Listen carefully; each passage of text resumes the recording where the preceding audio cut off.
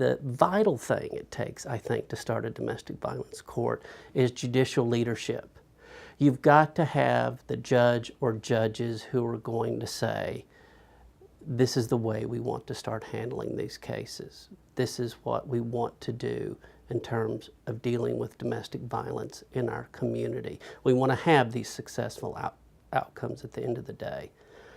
From there, I think it's just the job of, starting wherever you're at and using whatever's available to you. The leadership piece is actually more important than the judge piece in the domestic violence court. I think anybody can call balls and strikes and make decisions about are you guilty or not guilty, and everybody's trained to do the evidentiary issues, the suppression hearings, to do all of those kinds of pieces.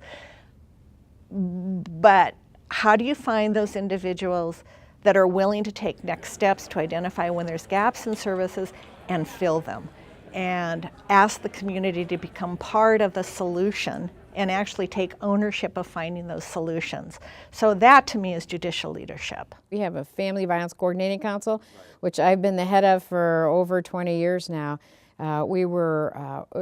There was a chief judge in the state of Illinois who really focused on domestic violence many, many years ago. I was a young judge at that time, and our chief judge locally set up a coordinating council to deal with the issue of domestic violence, and they really started the ball going in our community. And so I was lucky enough to be in charge of our coordinating council, and so we had regular meetings with stakeholders in our community so that we could try to identify issues, because there's so many things that we don't really know, and our perspective of situations in the community from a court's perspective is often different from the perspective of advocates or victims or just other members of the community who aren't connected to the court system anyway. So it was important to do listening sessions to try to pull together information, to try to see what was really happening and how what we could do in the court system could better address the safety needs of those victimized by domestic violence. And I know that sounds strange, but we really want the community to get involved